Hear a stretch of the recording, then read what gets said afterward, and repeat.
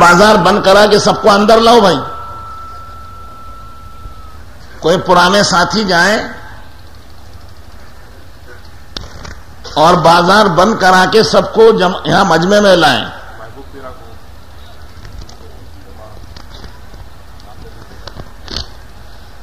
اور بھائی جو ذرا دور دور پنڈال ماشاءاللہ بہت بڑا بنا دیا ہے تو بہت سے لوگ دور دور جہاں جگہ مل گئی وہیں ٹھنڈی ہوا کھاتے بیٹھے ہیں. ذرا مجمع میں آ جائیں. مجمع کی برکت اور مجمع کی حرارت تو گرمی حاصل کریں. مجمع کی گرمی سے ایمان کی بھی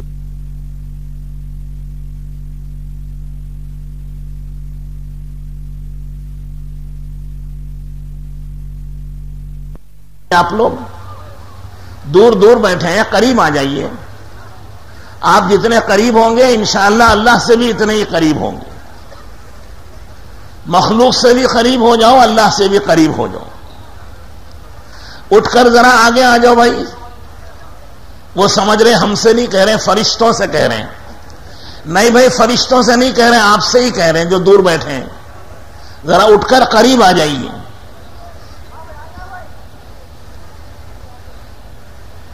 ذرا تیلگو میں بولنا پڑے گا دکھتا ہے,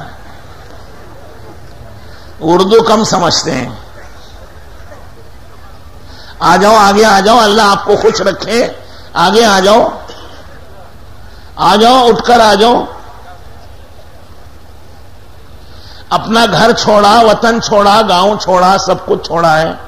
ذرا بستر بھی چھوڑ کے آگے آ جاؤ. پیچھے بیٹھے بیٹھے تماشا نہ دیکھو, آگے بڑھ جاؤ. مجلس کے انوارات و برکات الگ ہوتے ہیں. آواز پہنچانے کے لیے مائک لگاتے ہیں, دور بیٹھنے کے لیے نہیں ہوتا. یہ دور ہو جاتے ہیں تو وہ فکریں نہیں آتی جو مجمع میں آتی ہیں. مجمع پر اللہ کی رحمت برستی ہے. جو الگ ہوتا ہے وہ رحمت سے کٹ جاتا ہے. جو بکری ریوڑ سے الگ ہو جاتی ہے اس کو بھیڑیا کھا جاتا ہے. انسانوں کا بھیڑیا شیطان ہے. مجمع سے الگ بیٹھیں گے, تھوڑی دیر میں شیطان خیال ڈالے گا بس بس بہت سن لیا, چلو اب وہاں سے اٹھا کے لے جائے گا گھر. درود شریف پڑھ لیں سب حضرات. اللہم صلی علی سیدنا محمد وعلی آل سیدنا و نبینا و مولانا محمد وبارک وسلم. ذرا بازار والوں کو بھی بلا لیا کیا؟ بازار والے خود بھی آ جائیں, اپنی دکان بند کر کے آ جائیں, وہ دعا کے بعد چلے جائیں. پھر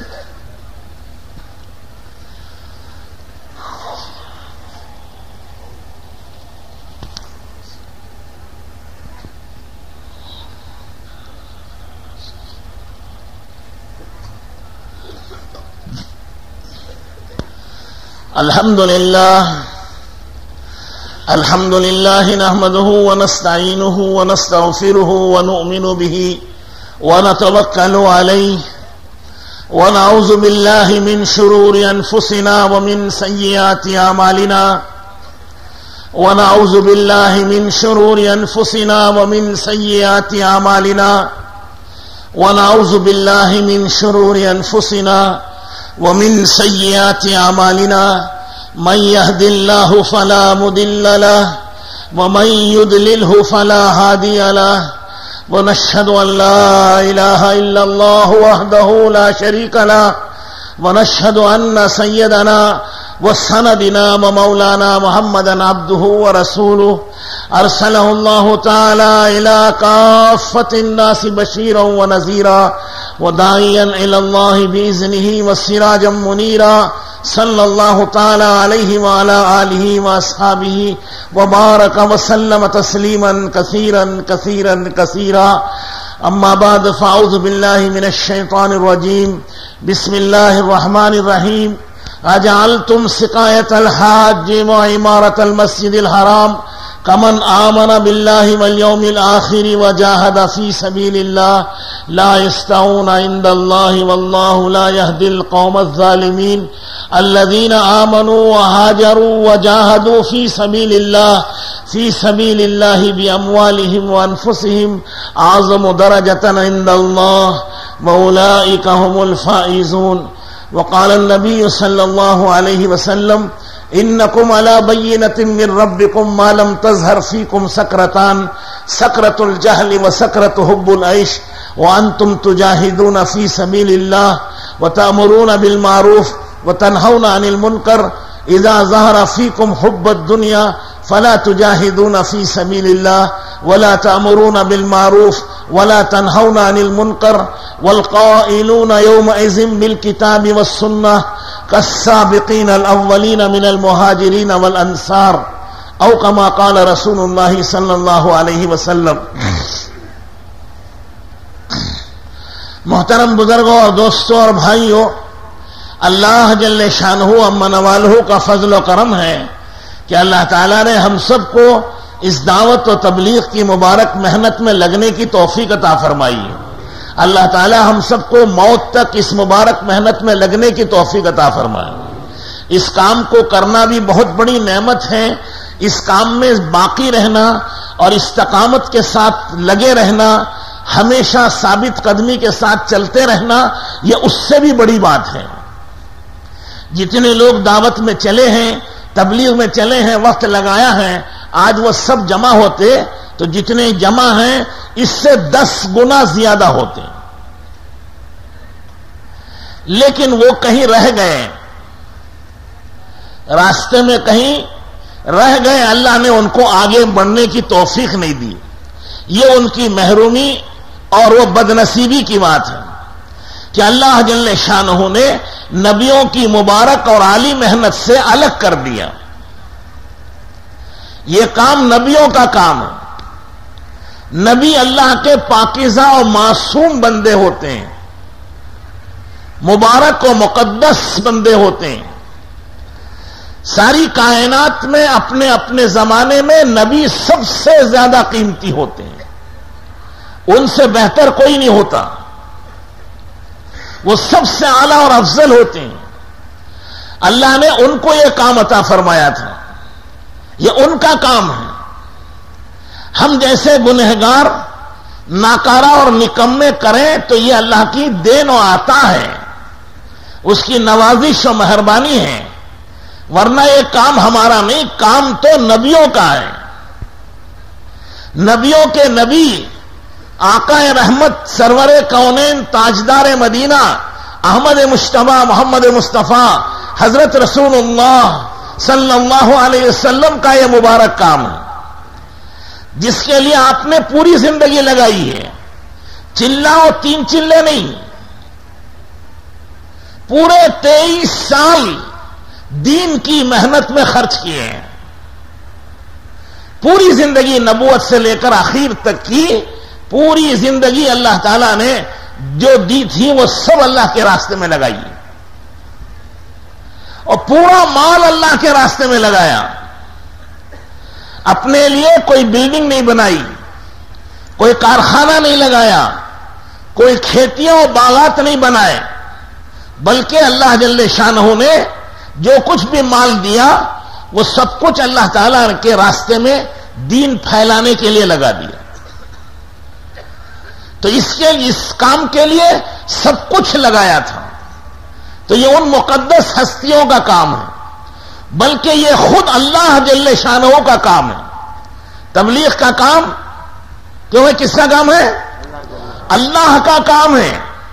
اسی لیے جماعت میں جانے والے کو کہتے ہیں اللہ کے راستے میں گیا ہے. جماعت کا کام کرنے والے کو کہتے ہیں اللہ کا کام کر رہے ہیں.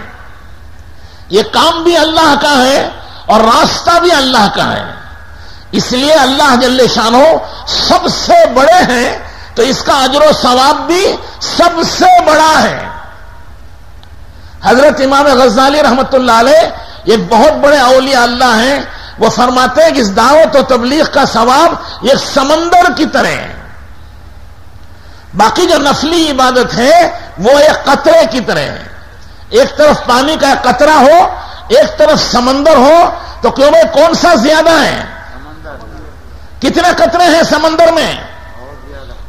10-20 لاکھ، 10-20 کروڑ، بے حد و بے حساب، ان گنت، بے شمار کوئی اس کی حد نہیں. جیسا اللہ جل شانہ کی عظمت اور اس کی بڑائی کی کوئی حد نہیں ہے، وہ سب سے بڑے ہیں اور ان کی عظمت سب سے زیادہ ہے، اسی طرح ان کے کام کا اجر و ثواب بھی سب سے زیادہ ہے. کوئی اس کے اجر و ثواب کو نہیں پہنچ سکتا ہے. جیسا اللہ تعالیٰ سب سے بڑے، ان کا کام بھی سب سے بڑا ہے. اللہ جن کو کرنے کی توفیق دے دے وہ بھی اس زمانے کے بڑے لوگ ہیں. چاہے وہ کھانے کو ان کو کھانا نہ ملے، رہنے کو گھر نہ ہو، پہننے کو پھٹے کپڑے نہ ہو، لیکن دعوت و تبلیغ کا کام کر رہے ہیں تو بہت بڑا کام کر رہے ہیں. بہت بڑی دولت اللہ نے ان کو دی ہے. کل قیامت میں وہ کھڑے ہوں گے تو شہنشاہ کی حیثیت ہوگی. عرش کے سائے میں موتیوں کے تخت پر وہ بیٹھے ہوں گے. اللہ تعالیٰ انہیں دعوت کھلائیں گے. رسول اللہ صلی اللہ علیہ وسلم اپنے مبارک ہاتھوں سے حوض کوثر کا پانی پلائیں گے. وہ پانی برف سے ٹھنڈا، دودھ سے زیادہ سفید، شہد سے زیادہ میٹھا. ایک گھونٹ پی لے کروڑوں سال تک نہ بھوک لگے گی نہ پیاس لگے گی. خود رسول اللہ صلی اللہ علیہ وسلم اپنے مبارک ہاتھوں سے پلائیں گے اسے. کیسا مزہ آئے گا. اللہ جل شانہ اس کی دعوت کریں گے. کتنی بڑی نعمت ہوگی، کتنی بڑی دولت ہوگی اسے. وہ سب کچھ ملے گا جو دنیا میں تھوڑی دیر جو مختصر زندگی ہے اس کو اللہ کے راستے میں گزار دیں. اس کے اجر و ثواب کو اور کوئی نہیں پہنچتا ہے. ایک صحابی نے عرض کیا کہ یا رسول اللہ، اللہ کے راستے میں جانے کا اجر و ثواب مجھے مل جائے، میں گھر بیٹھے کوئی عمل کروں، ایسا کوئی عمل بتا دیجیے. گھر بیٹھے عمل کر لوں، اللہ کے راستے میں نہ جاؤں اور اللہ کے راستے کا ثواب مل جائے. حضور اکرم صلی اللہ علیہ وسلم نے فرمایا ایسا کوئی عمل نہیں ہے. پھر تھوڑی دیر میں پھر انہوں نے پوچھا کہ یا رسول اللہ کوئی عمل بتائیے جو اللہ کے راستے میں نکلنے کا اجر و ثواب کے برابر ہو جائے. فرمایا ایسا کوئی عمل نہیں ہے. پھر عرض کیا یا رسول اللہ کوئی عمل بتا دیجئے جو اللہ کے راستے میں نکلنے کے برابر ثواب مل جائے. کہا ایسا کوئی عمل نہیں. پھر فرمایا کیا تم اس کی طاقت رکھتے ہو کہ روزانہ روزے رکھو، اختیاری مت کرو، روزہ کھولنا نہیں، اختیاری نہیں کرنا، کھانا نہیں، روز روزے پہ روزہ. پھر رات کو تہجد پڑھو، پوری رات سونا نہیں، تھکنا نہیں. تو انہوں نے کہا یا رسول اللہ یہ کون کر سکتا ہے؟ روزے پہ روزہ رکھے، سحری نہ اختیاری، پھر رات بھر جاگے، نماز پڑھے، سوئے نہیں، تھکے نہیں، یہ انسان کے بس کا نہیں، یہ نہیں ہو سکتا. تو فرمایا اسی طرح کوئی عمل اللہ کے راستے کے برابر نہیں ہو سکتا ہے. آج چاہے اس کا ثواب تھوڑا، آج اس کا اثر نظر نہیں آ رہا ہے، کل اس کا اثر نظر آئے گا. اللہ نے اس کا اجر و ثواب چھپا دیا ہے. ظاہر کر دے تو کرنے والے ساری دنیا والے کریں گے. یہ تو سمجھانے کے لیے حدیث میں فرمایا گیا ہے کہ ایک نیکی کے 7 لاکھ نیکیاں ملتی ہیں، ایک نیکی کے 7 کروڑ نیکیاں ملتی ہیں. ایک نیکی کے اللہ کے راستے میں کرنے سے 40 پر 9 49 کروڑ نیکیاں ملتی ہیں. یہ سب ہماری عقل کے اعتبار سے سمجھانے ہیں. باقی جو اللہ دیں گے وہ کروڑوں اربوں خربوں سے زیادہ دیں گے. یہ اتنا بیان کیا جتنا ہماری سمجھ میں آتا ہے. ایک صحابی کے پاس ایک باندی تھی، وہ بڑے مالدار گھرانے کی تھی. اس کے خاندان کے لوگ اسے چھڑانے آئے تو لوگوں نے کہا دیکھ اس کے خاندان کے لوگ اس باندی کو خریدنے لے جانے آئے ہیں، زیادہ سے زیادہ خوب جی بھر کے قیمت مانگ لینا. تو صحابی نے خوب سوچ سمجھ کر، خوب غور و فکر کر کے جو بہت زیادہ قیمت مانگی تو اس نے کہا 1000 درہم دے دو. 1000 لے کر کے اس کو آزاد کر دیا. لوگوں نے کہا ارے اتنی چھوٹی رقم مانگی, بڑی نہیں مانگی, زیادہ نہیں مانگے. تو صحابی کہنے لگے کیا 1000 سے زیادہ بھی کوئی عدد ہوتا ہے؟ یعنی 1000 سے زیادہ وہ جانتے ہی نہیں تھے. ان کی سمجھ, ان کا علم, ان کا فہم پورے کا پورا صرف 1000 تک کا تھا, تو انہوں نے 1000 لے لیے. تو اسی طرح ہماری سمجھ, ہمارا فہم, ہمارا علم, ہماری جو جان پہچان ہے وہ کروڑوں اربوں تک ہی ہے. اس لیے اللہ نے کروڑوں اربوں تک کا بیان کر دیا تاکہ ہماری سمجھ میں آئے. باقی دیں گے کتنا وہ بے حد و حساب دیں گے. جیسے امام غزالی رحمت اللہ علیہ نے فرمایا وہ اجر و ثواب کا سمندر دیں گے. سمندر میں کتنے قطرے پانی ہیں, کتنے لیٹر پانی ہے, کیا وہ کسی کو معلوم ہے؟ تو اللہ جل شانہ اجر و ثواب بھی دیں گے تو وہ سمندر کا سمندر دیں گے. تو اس میں لگنا خوش نصیبی ہے, اس میں لگنا ہماری سعادت مندی ہے, اس میں لگنا ہماری نجات و مغفرت کا ذریعہ ہے. یہ کام اللہ نے نبیوں کو دیا, یہ نبیوں کا کام, یہ اللہ کا کام ہے. دنیا میں 1.25 لاکھ نبی اللہ نے بھیجے, سب کو دعوت و تبلیغ کے کام کے لیے بھیجا ہے. سمجھ رہے بھائی؟ کسی کو تجارت اور حکومت کے لیے نہیں بھیجا. انہوں نے تجارت اور حکومت کی ہے تو اس میں اللہ کے احکامات زندہ کرنے کے لیے اور صحیح طریقے پر تجارت اور حکومت کا طریقہ بتانے کے لیے کیا ہے. باقی ان کا مقصد تبلیغ کرنا ہے. تو جتنے نبی اور رسول دنیا میں آئے ہیں وہ سب کے سب دعوت و تبلیغ کرنے آئے ہیں. جتنے صحابہ دنیا میں گزرے, انصار و مہاجرین, وہ سب دعوت و تبلیغ کے لیے آئے ہیں. ان سب نے دعوت و تبلیغ کا کام کیا ہے. جتنے دنیا میں کروڑوں اولیاء اللہ آئے ہیں وہ سب دعوت و تبلیغ کے کام کے لیے آئے ہیں. پیدا کہیں ہوئے, دین کی محنت کرتے ہوئے کہیں آئے اور آ کر کے وہاں ان کا انتقال ہو گیا. ان کی قبروں میں جا کے پوچھو کہ کیوں آئے تھے, کیا ان کو کھیتی کرنا تھا, کیا املی کا باغ لگانا تھا, کیا آم کے باغ لگانے تھے؟ وہ کہیں گے ارے پاگل, کھیتی کرنے, تجارت کرنے ہم نہیں آئے, ہم دنیا میں دعوت اور تبلیغ کے کام کے لیے آئے تھے. انسانوں کو جہنم سے بچانے کے لیے اور جنت میں لے جانے کے لیے آئے تھے. اللہ سے بچھڑے ہوئے بندوں کو اللہ سے ملانے کے لیے آئے تھے. تو جتنے کروڑوں اولیاء اللہ دنیا میں آئے وہ سب دعوت و تبلیغ کا کام کر گئے. کوئی ایک بھی اللہ کے ولی ایسے نہیں ہیں جنہوں نے دعوت اور تبلیغ کا کام نہ کیا ہو. سب نے کیا ہے. آج بھی لاکھوں انسان دنیا میں دعوت و تبلیغ کے نام پر ساری دنیا میں پھر رہے ہیں. مشرق, مغرب, شمال, جنوب, سمندروں میں, ہواؤں میں, ریلوں میں, بسوں میں, پیدل, جنگلوں میں, پہاڑوں میں, ریگستانوں میں, وادیوں میں, جہاں جہاں جو پھر رہے ہیں جماعتوں میں وہ سب دعوت و تبلیغ کے لیے پھر رہے ہیں. اور اس راستے میں چلنے اور پھرنے والوں کی دعائیں بنی اسرائیل کے نبیوں کی طرح قبول ہوتی ہیں. جیسے نبیوں کی دعا قبول ہوتی تھی اس طرح اللہ تعالیٰ اپنے راستے میں محنت کرنے والوں کی دعائیں قبول فرماتے ہیں.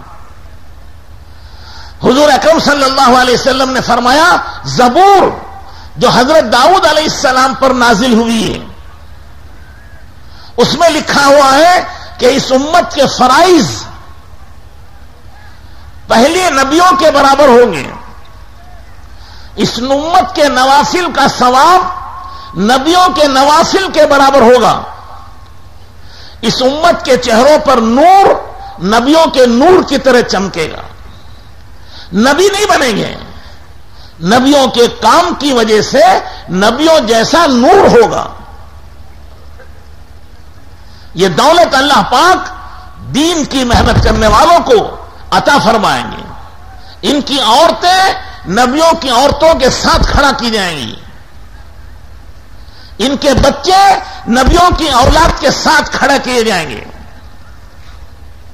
اور یہ خود اولیاء اللہ کی صفوں میں کھڑے ہوں گے. صحابہ کی صفوں میں پہنچ جائیں گے. نبیوں کے قدموں میں رہنے کو جگہ نصیب ہو جائے گی. اتنا بڑا کام ہے اللہ جل شانوں نے ہم جیسوں کو عطا فرما دیا.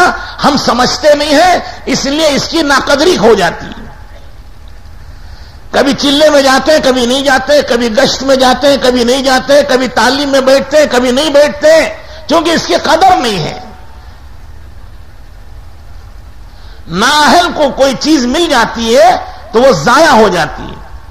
ارے بعض سمجھتے ہیں, بعض ایک پرندہ ہوتا ہے, سمجھتے ہیں کیا؟ نہیں.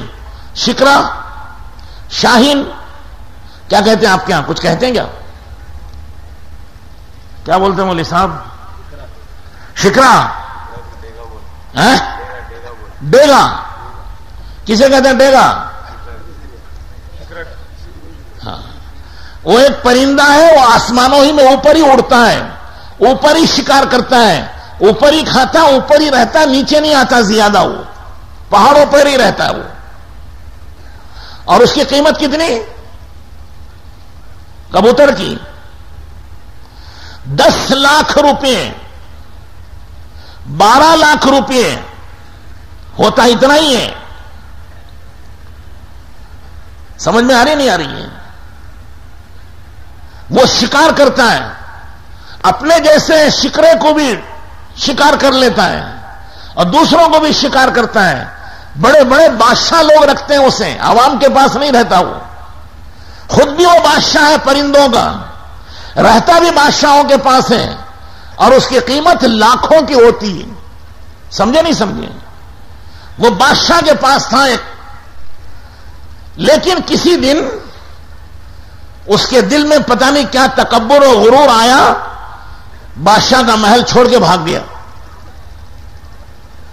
اور اڑتا پھدکتا کہیں گیا تو ایک بڑھیا کے ہاتھ لگ گیا. کس کے ہاتھ؟ ایک بوڑھی عورت کے ہاتھ لگ گیا. بڑھیا نے پکڑ لیا. وہ بڑھیا اندھی تھی بیچاری, کسی طرح اس کے ہاتھ لگ گیا. اس نے اس کے منہ پہ ہاتھ پھیرا تو اس کی چونچ تھی ٹیڑھی سی شکار کرنے کی. اس نے بڑھیا تو نااہل تھی بیچاری, جاہل, کیا معلوم اسے. اس نے کہا رے اس کی تو چونچ اتنی بڑی ہو گئی ہے, چونچ بڑھتے بڑھتے ٹیڑھی ہو گئی ہے, کیسے کھاتا ہوگا. کینچی لے کے اس کی چونچ کتر دی. اس کے گویا 10 لاکھ میں سے 8 لاکھ تو ختم ہو گئے. پھر اس نے اس کے اوپر ہاتھ پھیرے تو پیر میں ناخن بڑے بڑے ہوتے ہیں جس سے وہ شکار پکڑتا ہے. اس نے کہا رے یہ پتہ نہیں کہاں بڈھا پرندہ کہاں رہ گیا تھا, اس کے تو ناخن بھی بہت بڑھ گئے. اس نے کینچی لے کے وہ ناخن کتر دیے. رہی صحیح اس کی 2 لاکھ میں سے 2 لاکھ کی وہ قیمت بھی چلی گئی. اب چونچ بھی گئی اور پنجے بھی, ناخن بھی گئے. پھر اس نے ہاتھ پھیرا تو پر اس کے اچھے بڑے بڑے تھے جس سے وہ اڑتا تھا, دور دور تک جاتا تھا. پرواز اس کی بہت تیز ہوتی تھی, اڑان, شکار کرتا تھا. اس نے کہا یہ بڈھا ہو گیا, اس کے تو پر بھی بہت بڑھ گئے. اس نے پر بھی اس کے قطر دیے. اب وہ ایک گوشت کا لوتھڑا ہو گیا, نہ اڑ سکتا ہے, نہ کھا سکتا ہے, نہ پکڑ سکتا ہے. ادھر اس کا یہ حال ہو گیا. ادھر بادشاہ نے تلاش کرایا کہ ہمارا وہ پرندہ کہاں گیا ہے. تو بڑھیا کے گھر ملا. جب اس کو لائے تو دیکھا کہ ناخن بھی کاٹ دیے ہیں, چونچ بھی کٹ گئی ہے, پر بھی کٹ گئے ہیں. اب تو اس کی زندگی بیکار ہو گئی. تو بادشاہ نے اس کو گھوڑے پہ بٹھا کے اس کا سب گشت نکالا, گشت کروایا کہ دیکھو جو نااہل کے ہاتھ لگ جاتا ہے اس کا یہ حشر ہوتا ہے. اب یہ اپنی زندگی سے بیکار ہو گیا, نااہل ہو گیا یہ بھی.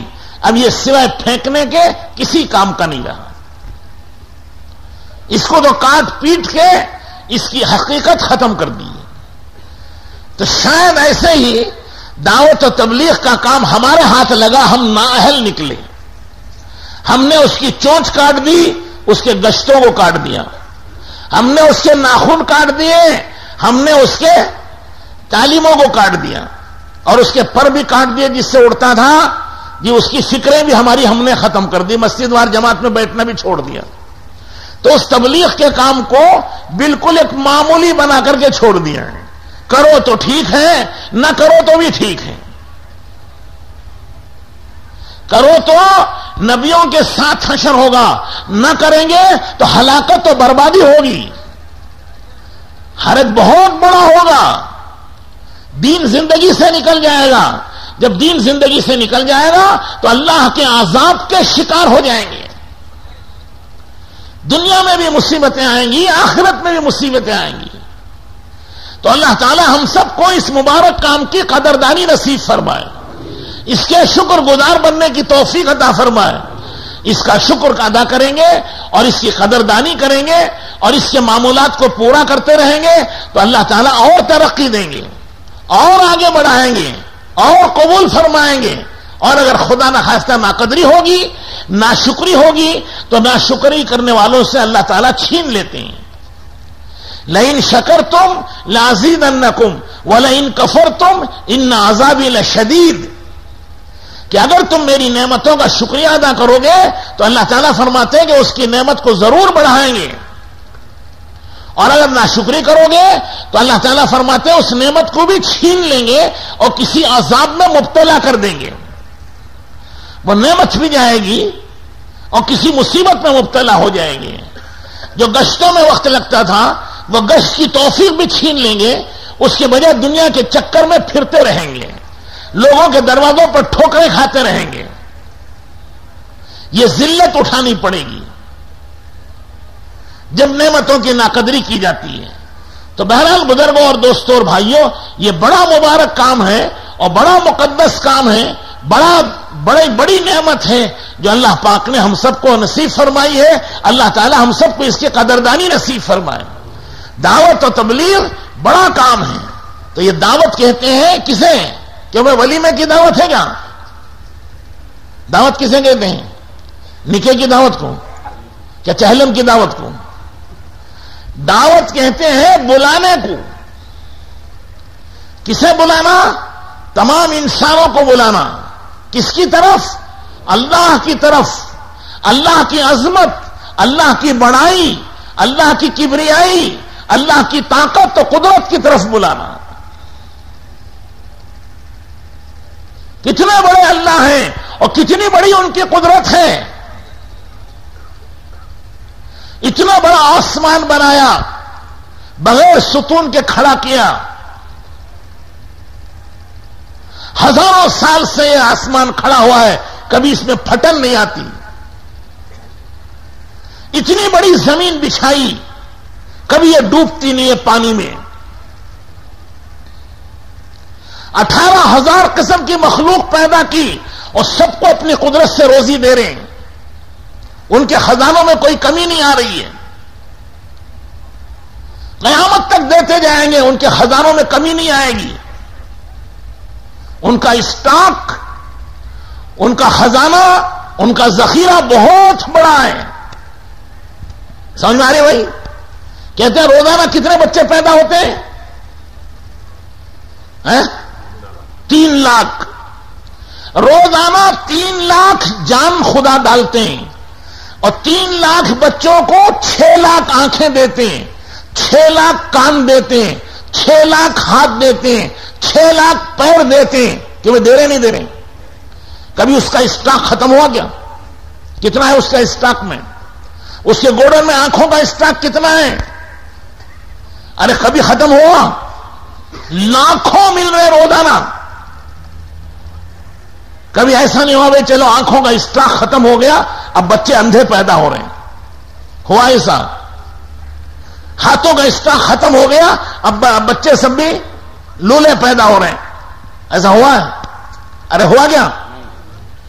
اللہ اپنی قدرت سے روزانہ، یہ 6 لاکھ تو پرانے زمانے کی بات کر رہے ہیں، آج تو اور بڑھ گئے ہوں گے. سمجھ میں آ رہی نہیں آ رہی؟ اور اللہ تعالیٰ غلطی سے کسی کی آنکھ بجائے سامنے لگانے کے پیچھے نہیں لگا رہے ہیں کہ لگ گئی کیا؟ زبان جہاں لگنی تھی سر میں لگ گئی، بھول ہو گئی. ہوا ایسا کبھی؟ ہاتھ کی جگہ پیر، پیر کی جگہ ہاتھ چلے گئے، کہ بھئی کبھی ایسا ہوا؟ وہ اپنی قدرت سے برابر کرتے چلے جا رہے ہیں اور ذرا بھی فرق نہیں ہے. تو روزانہ یہ 6 لاکھ ہاتھ، پیر، آنکھ، کان دیتے جا رہے ہیں. یہ تو انسانوں کے ہوئے، اور جانوروں میں کتنے بچے بن رہے ہیں؟ بکریوں کے، ہاتھیوں کے، شیروں کے، ہرنوں کے، خرگوشوں کے، کتوں کے، بلیوں کے، کتنے؟ کروڑوں. اور ان تمام کروڑوں ان جانوروں کو برابر ان کی آنکھیں، ان کے پیر، ان کی دم، ان کا دل، گردہ، جگر، ہسلی پھسلی برابر سب کو دیے جا رہے. کبھی کوئی بھول نہیں ہوئی کہ ہاتھی کے پیٹ میں چوہے کا بچہ پیدا ہو گیا ہو. کبھی ہوا؟ ارے ہوا کیوں بھائی؟ ہوا کبھی ہرن کے پیٹ میں مرغی پیدا ہو گئی؟ تمہیں بھول ہو گئی؟ انسانوں سے ہو جاتی نہیں ہو جاتی؟ اور یہاں 18,000 قسم کی مخلوق ہے، اور ہر قسم کی مخلوق میں لاکھوں کروڑوں بچے ہو رہے ہیں، اور برابر اسی طرح سے ہو رہے ہیں. یہ کون پیدا کر رہے ہیں؟ اللہ کے خزانوں میں کوئی کمی ہے؟ یہ جانوروں کے بچے. اور پھر پھل کتنے پیدا ہو رہے ہیں؟ بیجوں میں سے درخت کتنے نکل رہے ہیں؟ کیوں بھائی؟ ایک ایک کے کھیت میں راگی کے اور جوار کے اور دھان کے اور پھلوں کے اور پھولوں کے اور دنیا بھر کے جو پھل اور پھول اور درخت اور غلے اور اناج ہو رہے ہیں، وہ کتنے ہیں؟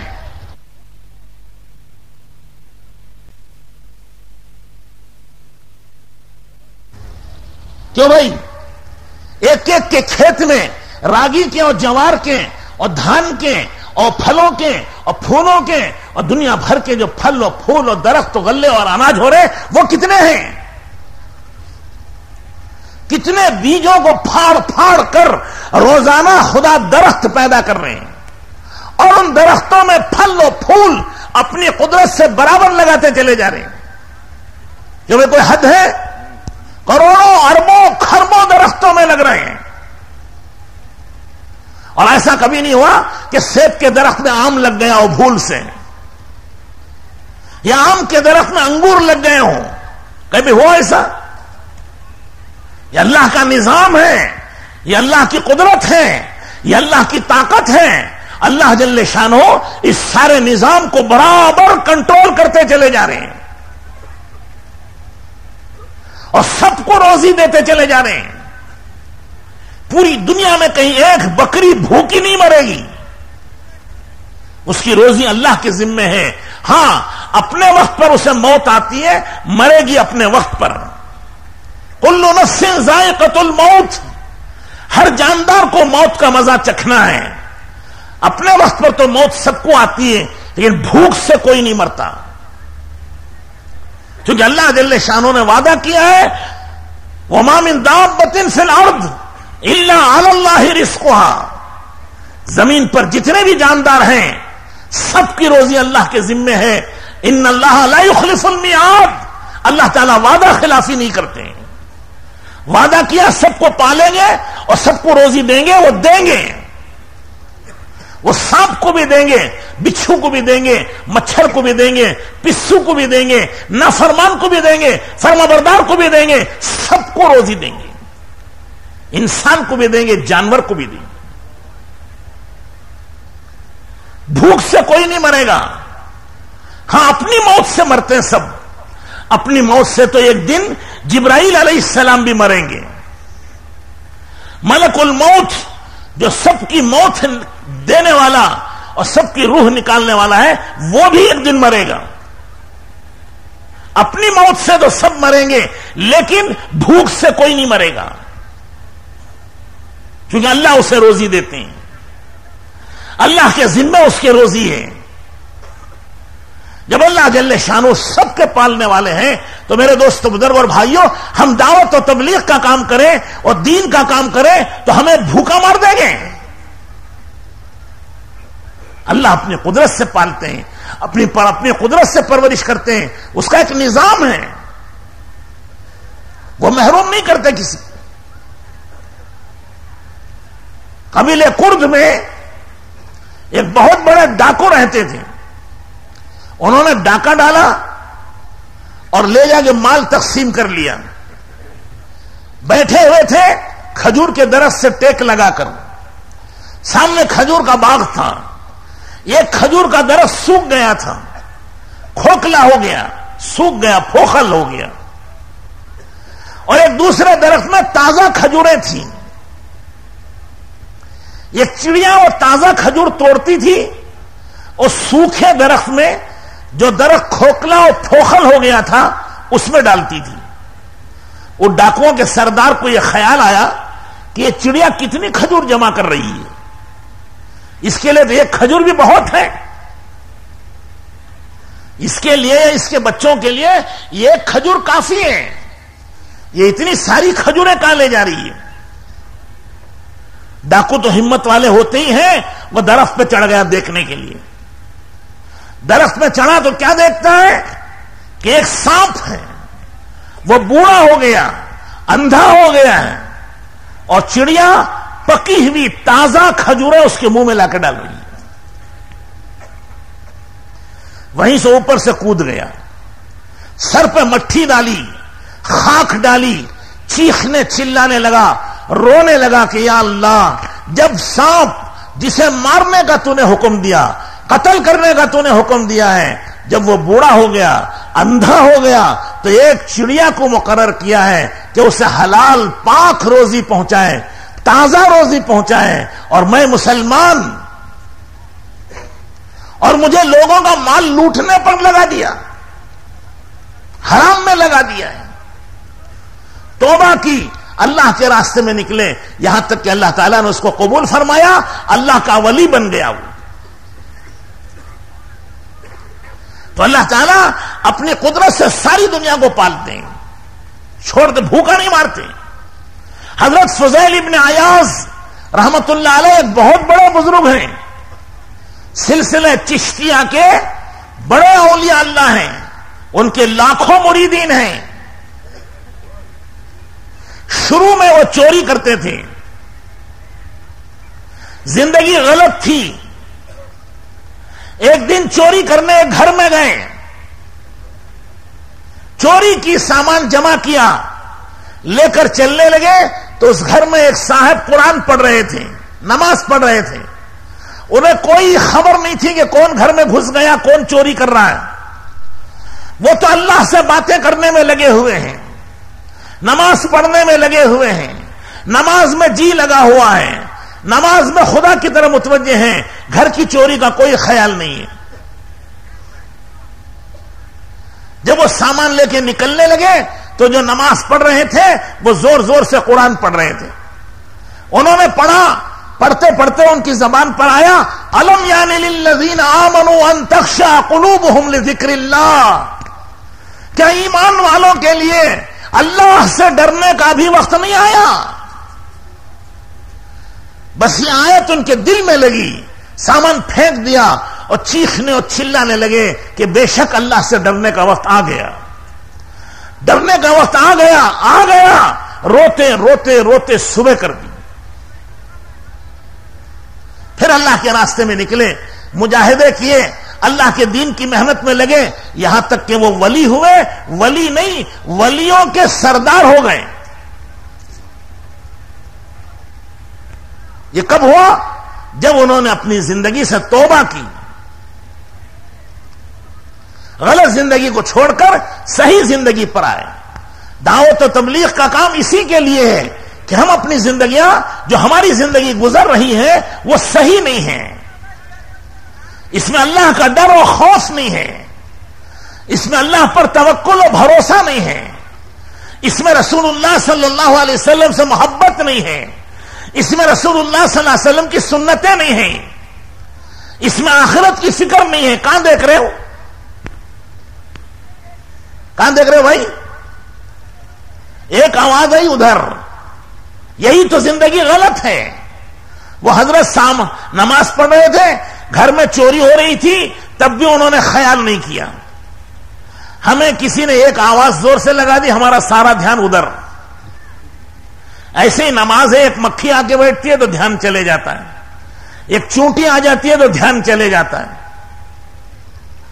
اور وہاں گلا کٹ جاتا تھا تو بھی دھیان نہیں جاتا تھا, توپ کے گولے گرتے تھے دھیان نہیں جاتا تھا, آگ لگ جاتی تھی دھیان نہیں جاتا تھا, سانپ لپٹ جاتا تھا بچے کو دھیان نہیں جاتا تھا. کہا اگر نماز میں بھی دنیا کا دھیان آ گیا تو نماز ہی کا رہی. اب وہ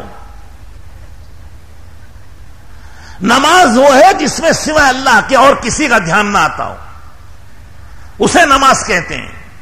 اور اگر غیروں کا دھیان ہے تو وہ نماز نہیں ہے.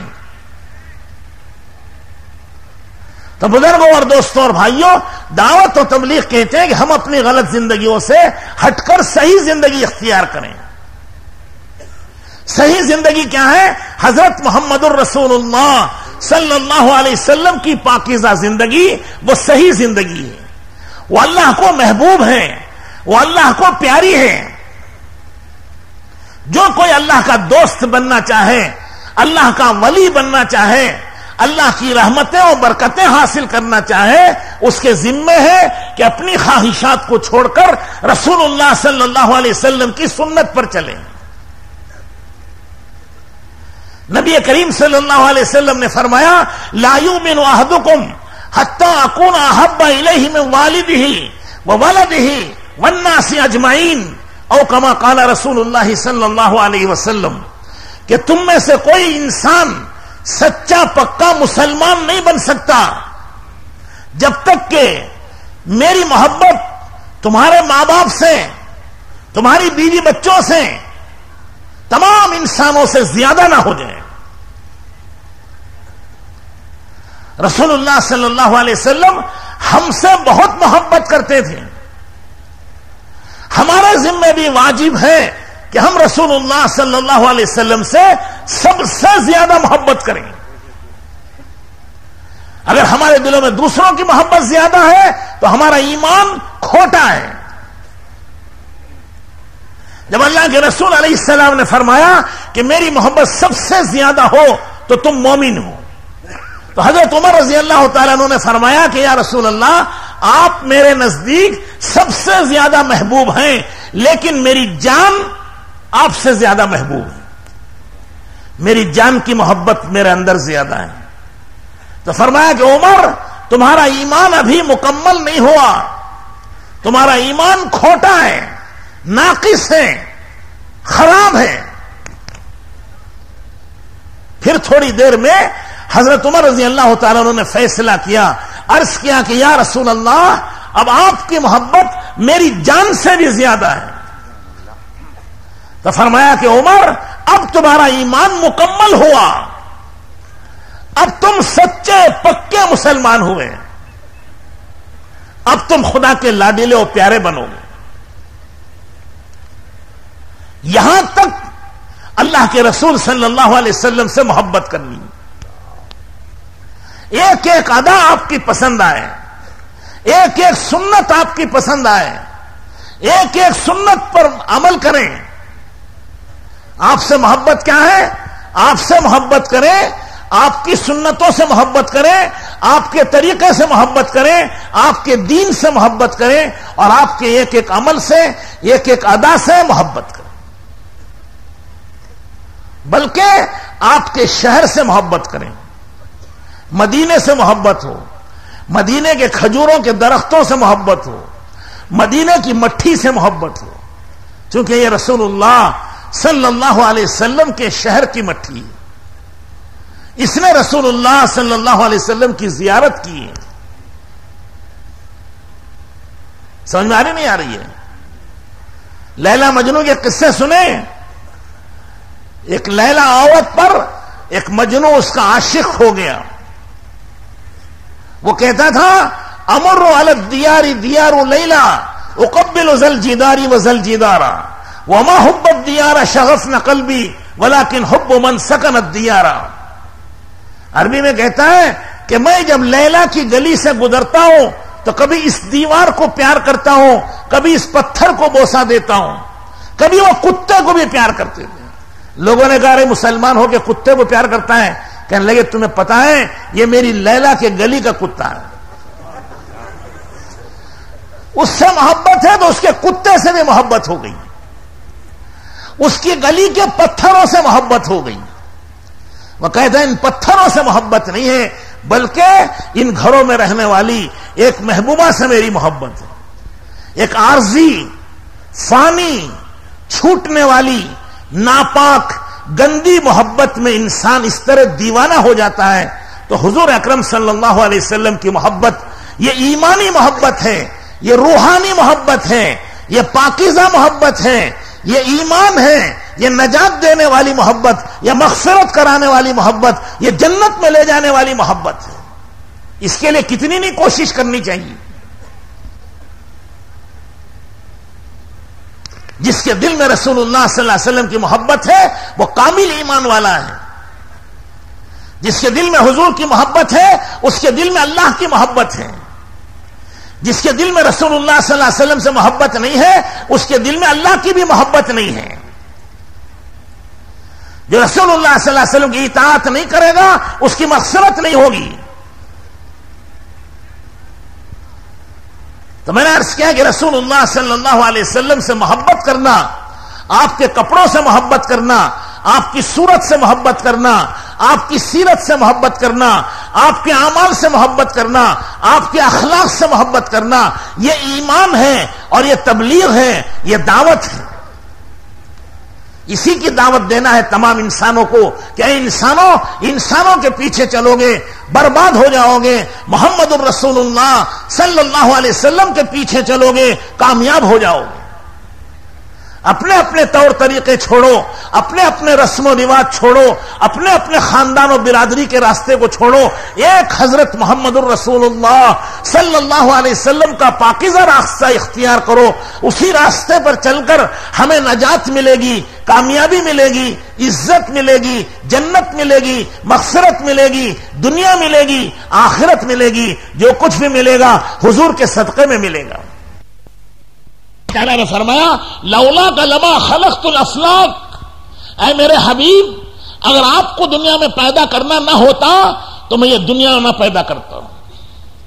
تو زمین و آسمان آپ کے صدقے میں بنی ہیں, یہ غلے اور اناج آپ کے صدقے میں بنے ہیں, یہ سمندر و تالاب آپ کے صدقے میں بنے ہیں. گویا ہم کھا رہے ہیں حضور کی برکت سے. حضور نہ ہوتے تو کھانا پیدا نہ ہوتا, حضور نہ ہوتے تو پانی پیدا نہ ہوتا, ارے حضور نہ ہوتے تو ہم نہ پیدا ہوتے. تو ہمارا وجود, ہماری روزی, ہماری زندگی, ہماری دنیا, ہماری آخرت یہ سب رسول اللہ صلی اللہ علیہ وسلم کے صدقے و طفیل میں. تو آپ سے محبت کرنا بڑا ایمان ہے, اور آپ سے محبت نہ کرنا یہ نمک حرامی ہے, یہ غداری ہے, یہ مکاری ہے, یہ گناہ ہے, بڑا گناہ ہے. تو بزرگوں اور دوستوں اور بھائیوں, حضرت رسول اللہ صلی اللہ علیہ وسلم کی محبت وہ ایمان ہے, وہ اسلام ہے, وہ عبادت ہے, وہ شریعت ہے, وہ معرفت ہے. تو اب دعوت کس کی دیں گے؟ رسول اللہ صلی اللہ علیہ وسلم کی طرف بلائیں گے, آپ کی سنتوں کی طرف بلائیں گے, آپ کی تعلیم کی طرف بلائیں گے, آپ کی شریعت کی طرف بلائیں گے, آپ کی صورت کی طرف بلائیں گے کہ اپنی صورت ایسی بناؤ جیسے رسول اللہ صلی اللہ علیہ وسلم کی صورت تھی. آپ کی سیرت کی طرف بلائیں گے, ایسی سیرت بناؤ جیسے رسول اللہ صلی اللہ علیہ وسلم کی سیرت تھی. آپ کے اخلاق کی طرف بلائیں گے, ایسے اخلاق بناؤ جیسے رسول اللہ صلی اللہ علیہ وسلم کے اخلاق تھے. آپ کے لباس کی طرف بلائیں گے, ایسے لباس پہنو جو رسول اللہ صلی اللہ علیہ وسلم پہنتے تھے. کیونکہ نجات تو کامیابی اللہ نے اسی میں رکھی ہے. یہ دنیا کی زندگی تو فنا ہو جائے گی, چھوٹ جائے گی, ختم ہو جائے گی. جتنے دنیا میں آئے سب چلے گئے. 100 سال پہلے جتنے آئے تھے کیوں میں اب کوئی باقی ہے؟ اب 100 سال کے بعد ہم میں سے کوئی باقی رہے گا؟ ہم سب دنیا میں مرنے کے لیے پیدا ہوئی. اور شیطان نے ہمیں دھوکے میں ڈالا ہے اور یہ سمجھا دیا کہ ہم دنیا میں جینے کے لیے پیدا ہوئے. حقیقت یہ ہے کہ ہم دنیا میں جینے کے لیے نہیں پیدا ہوئے, مرنے کے لیے پیدا ہوئے. کیوں پیدا ہوئے؟ دیکھو کوئی بولتا ہی نہیں. مرو گے نہیں, جب تک موت نہیں آئے گی مرو گے نہیں, گھبراؤ مت. لیکن ہوا پیدا مرنے ہی کے لیے, جینے کے لیے نہیں پیدا ہوئے. جتنے آئے وہ مر کے چلے گئے, جتنے ہیں وہ بھی 150 سال میں مر کے قبروں میں چلے جائیں گے. جتنے آئندہ آئیں گے وہ بھی مریں گے, رہتا کوئی نہیں. آقا رحمت سرور کونین تاجدار مدینہ احمد مجتبی محمد مصطفیٰ حضرت رسول اللہ صلی اللہ علیہ وسلم جب دنیا میں نہیں رہے تو پھر کون رہے گا؟ جن کے صدقے میں دنیا بنائی گئی وہی دنیا سے پردہ کر گئے. وہ اپنی قبر مبارک میں باحیات تو زندہ ہیں لیکن دنیا سے تو پردہ کر گئے. دنیا کی ظاہری موت آپ پر بھی آ گئی تو اب کون باقی رہے گا؟ تو یہ ہمیں دھوکہ لگ گیا ہے کہ ہم دنیا میں جینے کے لیے پیدا ہیں. اللہ کی قسم ہم جینے کے لیے نہیں پیدا ہوئے, ہم مرنے کے لیے پیدا ہوئے ہیں. جینے کی جگہ جنت ہے, وہاں زندگی ہے موت نہیں, وہاں جوانی ہے بڑھاپا نہیں, وہاں خوشی ہے غم نہیں, وہاں صحت ہے بیماری نہیں, وہاں راحت ہے تکلیف نہیں. ہمیشہ رہیں گے اور اللہ جل شانہ راحت دیں گے. ایک ایک جنتی کو خدمت کرنے کے لیے 80,000 غلام دیں گے. کتنے؟ کافی ہے نہیں ابھی, بس کے نہیں. ارے تمہارے لیے ایک ایک آدمی کو 80,000 نوکر کافی ہے نہیں ہے, اور چاہیے؟ کیوں بھائی؟ ایک ایک جنتی کو 80,000 اور حورے 72 70 کم سے کم اور زیادہ سے زیادہ 25 لاکھ. کیا وہ کافی ہے نہیں ہے؟ ایک ایک گھر 60 کلومیٹر اونچا. کتنا؟ 100 کلومیٹر, 60 میل.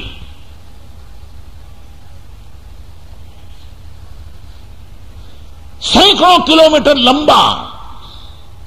ایک اینٹ سونے کی, ایک اینٹ چاندی کی, درمیان کی سیمنٹ و گارا مشک و عنبر کا, بیل بوٹے موتیوں کے, گھر کے سامنے کی چمن و گھاس زعفران کی. اندر کھڑے ہو تو باہر کی چیزیں نظر آئیں, باہر سے کھڑے ہو کے دیکھیں تو محل کے اندر کے نظارے نظر آتے.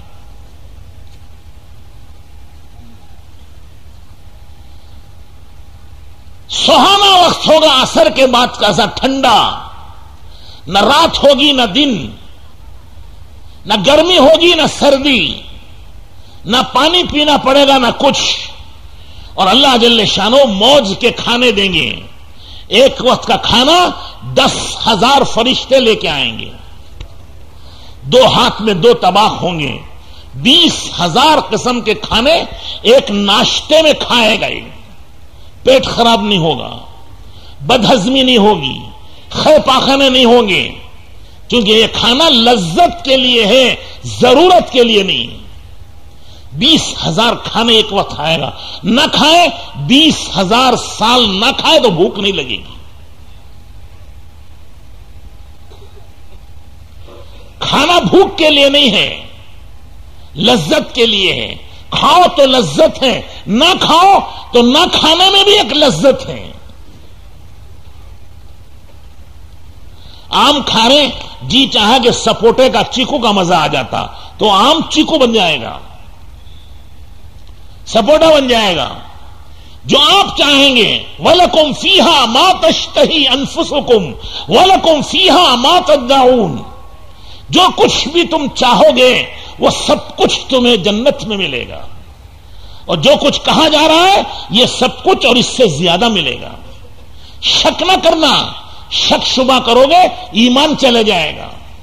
یہ اللہ کی بات ہے، یہ قرآن کی بات ہے، یہ رسول اللہ صلی اللہ علیہ وسلم جو سب سے سچے ہیں، یہ سچوں کی بات ہے۔ تو میں نے عرض کیا جینے کی جگہ جنت ہے۔ یہاں تمہارے دوست پتہ نہیں کیسے کیسے برے لوگ ہیں، وہاں تمہارے دوست اولیاء اللہ ہوں گے، وہاں تم صحابہ کے ساتھ رہو گے، نبیوں کو دیکھنا چاہو گے، نبیوں کے ساتھ خدا بٹھائیں گے۔ جی میں آیا کہ آج ابا جان حضرت آدم علیہ السلام کے ساتھ بیٹھ کے کھانا کھائیں، اللہ درمیان سے سارے پردے ہٹا دیں گے، آدم علیہ السلام کے دسترخوان پر تمہیں پہنچا دیں گے، کھاؤ، ابا جان کے ساتھ کھاؤ آج۔ جی میں آیا کہ نہیں ابراہیم علیہ السلام کے ساتھ کھانا کھائیں، درمیان کے پردے ہٹے، حضرت ابراہیم علیہ السلام کے دسترخوان پر آپ پہنچ گئے۔ جی میں آیا کہ حضرت محمد الرسول اللہ صلی اللہ علیہ وسلم کے دسترخوان پر آئیں تو اللہ جل شانہ درمیان کے پردے سب ہٹا دیں گے، حضور اکرم صلی اللہ علیہ وسلم کے دسترخوان پر بیٹھے ہوئے ہیں، آمنے سامنے بات کر رہے ہیں اور کھا رہے ہیں۔ اللہ ہم سب کو توفیق نصیب فرمائے۔ یہ ہماری معراج ہے، معراج مسلمان کی معراج سے بھی بڑھ کر ہے یہ۔ اللہ نے وعدہ کیا ہے کہ یہ کر کے رہیں گے، اور اللہ ان اللہ لا یخلف المیعاد، اللہ وعدہ خلافی نہیں کرتے ہیں، اللہ سچے ہیں، وہ کر کے دکھائیں گے۔ اللہ ہم سب کو توفیق نصیب فرمائے۔ اس کے لیے دنیا کی ایک تھوڑی سی زندگی ہے، بڑی زندگی نہیں ہے یہ، ایک جھٹکا لگا زندگی ختم، ایک ہچکی لگی زندگی ختم، ایک ٹھوکر لگی زندگی ختم، رات سوئے صبح اٹھایا پتہ نہیں کب چلے گئے حضرت، میت پڑی ہے، صبح اٹھے کاروبار میں گئے، شام کو اس کی میت تو لاش اٹھا کے گھر کو لا رہے ہیں، کیا ہوا؟ ایکسیڈنٹ ہو گیا، حادثہ ہو گیا۔ سب سے زیادہ ان گارنٹی، بے بھروسہ دنیا میں کوئی چیز ہے تو وہ انسان کی زندگی ہے۔ واچ خریدو تو سال کی گارنٹی کا کارڈ دیتا ہے، مشین خریدو سال کی گارنٹی کا کارڈ، 2 سال کی گارنٹی کا کارڈ، 6 مہینے کی گارنٹی، یہ بلب خریدو 6 مہینے کی گارنٹی کا کارڈ۔ کہ وہی ہماری تمہاری زندگی کی کوئی گارنٹی کا کارڈ ہے؟ اذا اصبحت فلا تنتظر المساء واذا امسيت فلا تنتظر الصباح، شام کرو تو صبح کا انتظار نہ کرو، ہو سکتا ہے تمہاری زندگی میں صبح آنے سے پہلے موت آ جائے۔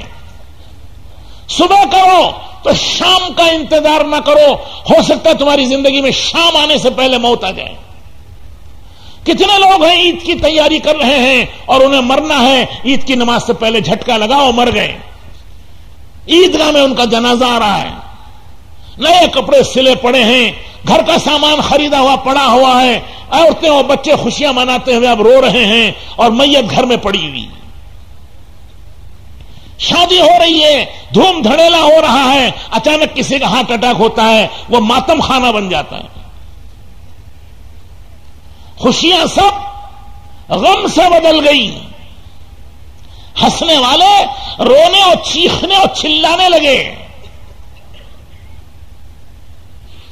یہ رات دن کے قصے ہمارے ساتھ پیش آ رہے ہیں، اور کتنوں کو ہم نے اپنے کندھوں پر رکھ رکھ کر قبر میں پہنچا دیا، لیکن شیطان نے ہمیں غفلت میں ڈالا ہے اور ہم بھول چکے ہیں کہ ہمیں بھی لوگ کل قیامت کے کل ہمیں بھی لوگ اپنے کندھوں پہ رکھ کے قبر میں پہنچا دیں گے۔ اذا حملت الى القبور جنازۃ فاعلم بانک قد محمول۔ کوئی شاعر کہتا ہے کہ جب تم قبرستان کی طرف کسی جنازے کو اٹھا کر لے جاؤ تو اس یقین کے ساتھ لے جاؤ کہ تمہیں بھی کل اسی طرح اٹھا کر قبر میں پہنچا دیا جائے گا۔ جب کسی کی قبر پر مٹی ڈالو تو یہ سوچو کہ کل میرے اوپر بھی لوگ مٹی ڈالیں گے۔ منہا خلقناکم فیہا نعیدکم ومنہا نخرجکم تارۃ اخری۔ مٹی ڈالتے ہوئے پہلے کہتے ہیں منہا خلقناکم، جناب علی اسی مٹی سے تم پیدا ہوئے تھے. فیہا نعیدکم، اسی مٹی میں تشریف لے جائیے. منہا نخرجکم تارۃ اخری، قیامت کے دن اللہ دوبارہ اسی مٹی سے تمہیں اٹھائیں گے. تم مٹی ہو، تمہاری اصل مٹی سے ہے، مٹی ہی میں جا رہے ہو، مٹی ہی سے اٹھو گے. مٹی کی بنی ہوئی چیز سے کیا فائدہ ہوتا ہے؟ کیونکہ کوئی آدمی ایک ٹرک مٹی گھر میں جمع کر لے کہ اس سے کام بنیں گے، تو کیا کہیں گے لوگ؟ بیوقوف ہے، پاگل ہے، مٹی اٹھا کے رکھ لیا. مٹی سے کوئی کام بنتا ہے؟ نہیں بنتا. کیوں نہیں بنتا ہے؟ تو مٹی سے وزیر بن جائے تو وزیر سے کام بنے گا، مٹی سے گورنر بن جائے اس سے کام بنے گا، مٹی سے سونا بن جائے اس سے کام بنے گا، مٹی سے چاندی بن جائے اس سے کام بنے گا، مٹی سے کوٹھی اور بلڈنگ اور بنگلہ بن جائے اس سے کام بنے گا.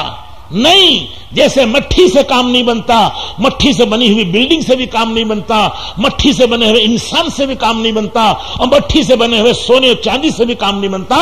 کام بنانے والے ایک اللہ جل شانہ. کام اس سے بنتا ہے جو مٹی سے سونا اور سونے سے مٹی بناتا ہے، جو مٹی سے انسان، انسان سے مٹی بناتا ہے، جو مٹی سے بلڈنگ اور بلڈنگ سے پھر مٹی بنا دیتا ہے. یہ کون بناتا ہے؟ اللہ جل شانہ بناتے ہیں، اور انہیں سے کام بنتے ہیں. کھیتوں سے کام نہیں بنتے، باغوں سے کام نہیں بنتے، دکانوں سے کام نہیں بنتے، فیکٹریوں سے کام نہیں بنتے، حکومتوں سے کام نہیں بنتے. کام اللہ بناتے ہیں. اور آج سب دیکھ رہے، کھیتیاں ہیں لیکن سوکھی پڑی ہیں، دکانیں ہیں دیوالا نکلا پڑا ہے، حکومتیں ہیں وعدہ کرتے ہیں پورا نہیں کر پا رہی ہیں. ہر آدمی فاقے میں ہے، ہر آدمی تنگی میں ہے، ہر آدمی مشکل میں ہے. اگر کھیتوں سے کام بن جاتے اور باغوں سے کام بن جاتے اور دکانوں سے کام بن جاتے اور حکومتوں سے کام بن جاتے تو ہم سب کے کام بن جاتے.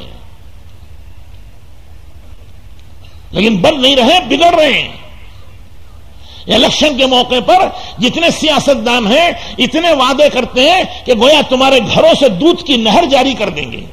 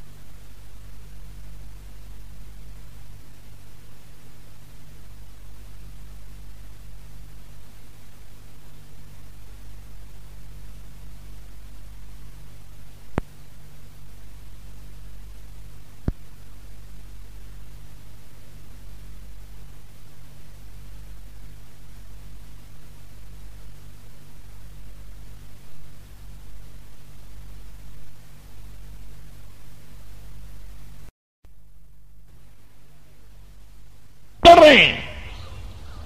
الیکشن کے موقع پر جتنے سیاستدان ہیں اتنے وعدے کرتے ہیں کہ گویا تمہارے گھروں سے دودھ کی نہر جاری کر دیں گے. دودھ تو دودھ، پینے کو پانی نہیں مل رہا. اب تو میرے دوستو، بزرگوں اور بھائیوں، کرنے والی ذات ایک اللہ کی ہے. اللہ کرتے ہیں. حضرت محمد الرسول اللہ صلی اللہ علیہ وسلم کے طریقوں پر چلنے سے کریں گے. اور اللہ کے کرنے کا راستہ نماز ہے. جو نماز کا اہتمام کرے گا اور نماز کی پابندی کرے گا، اللہ اس کی روزی میں برکت دے گا. اللہ تعالیٰ نے خود اپنے حبیب علیہ السلام سے فرمایا، وَأْمُرْ أَهْلَكَ بِالصَّلَاةِ وَاصْطَبِرْ عَلَيْهَا لَا نَسْأَلُكَ رِزْقًا نحن نرزقك والعاقبۃ للتقوى. کہ میرے حبیب، اپنے گھر والوں کو نماز کا حکم کرو کہ وہ نماز پابندی سے پڑھیں، بیوی بچے گھر والے سب. خود بھی نماز کی پابندی کرو. ہم آپ کو یہ حکم نہیں دیتے کہ روزی کمانے کے لیے مارے مارے پھرو. روزی تو ہم دیں گے، وہ رزاق ہے، وہ رازق ہے، وہ رب ہے، وہ رب العالمین ہے، تمام جہانوں کا کارساز و پالنہار ہے، سب کی پرورش کرنے والا، سب کو دینے والا، سب کو جلانے والا، سب کی حفاظت کرنے والا، سب کو نفع پہنچانے والا، سب کو زندگی دینے والا، سب کو صحت دینے والا، سب کچھ کرنے والا، وہ ایک اکیلا اللہ ہے۔ تمہارا کام کیا ہے؟ نماز پڑھ کر مانگو۔ اللہ کے خزانے روزی کے بھرے ہوئے ہیں، اس کے یہاں پانی بھی بھرا ہوا ہے، غلے بھی بھرے ہوئے ہیں، اناج بھی بھرا ہوا ہے، اس کے خزانے میں عزت بھی ہے، اس کے خزانے میں برکت بھی ہے، اس کے خزانے میں دولت بھی ہے، اس کے خزانے میں نعمت بھی ہے، اس کے خزانے میں سب ہیں، کوئی چیز کی کمی نہیں ہے۔